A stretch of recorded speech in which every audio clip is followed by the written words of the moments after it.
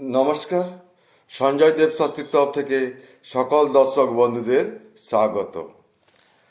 আজকে 1431 সাল, বাংলার 1431 সালের তুলা রাশির বর্ষফল নিয়ে আলোচনা করব এই ভিডিওর মাধ্যমে।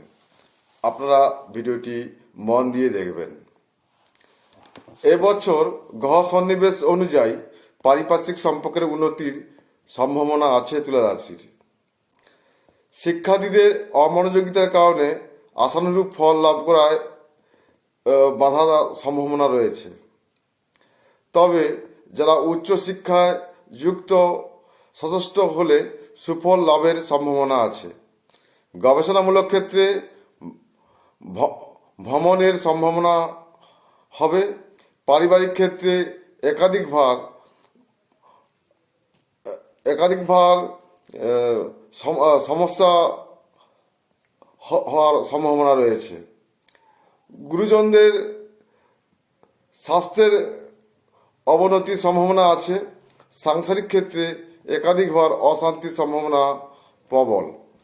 দাম্পত্য ক্ষেত্রে একাধিকবার সমস্যা আসতে পারে। অবিবাহিতদের বিবাহে কিছু বাধা আসতে পারে।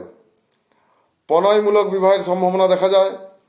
আত্মীয়দের সঙ্গে সম্পর্কের উন্নতির সম্ভাবনা আছে। এবছর সন্তানদের উন্নতির সম্ভাবনা প্রবল। সন্তানদের কর্মলাভের সম্ভাবনা প্রবল যোগ দেখা যায়। এবছর একাধিক ভ্রমণের সুযোগ আসবে। দীর্ঘদিনের কোনো আশা পূরণের সম্ভাবনা দেখা যায়। দেহভাব, এবছর শারীরিক দিক দিয়ে উন্নতির সম্ভাবনা আছে। দীর্ঘদিনের কোনো রোগ মুক্তির সম্ভাবনা প্রবল। তবে চলাফেরায় সতর্ক হতে হবে।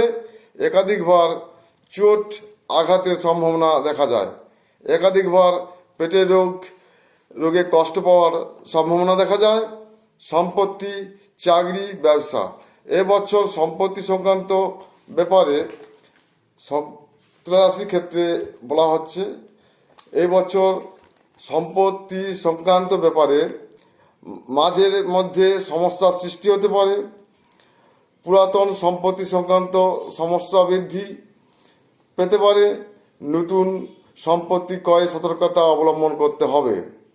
যৌথ সম্পত্তির ক্ষেত্রে আত্মীয়দের সঙ্গে সম্পত্তি সংক্রান্ত ব্যাপারে মতের অমিল হবে।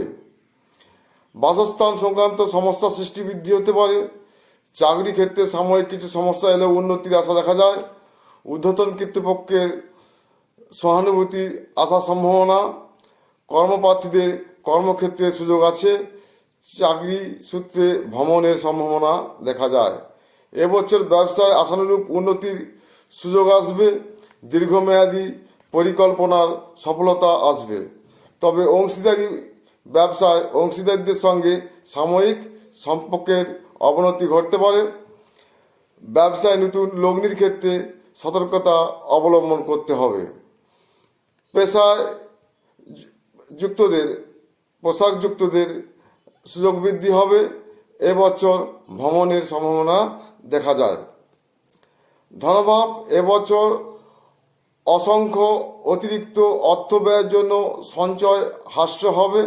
বিশেষত পারিবারিক কারণে মাঝে মাঝে অতিরিক্ত অর্থ ব্যয়ের সম্ভাবনা দেখা যায়।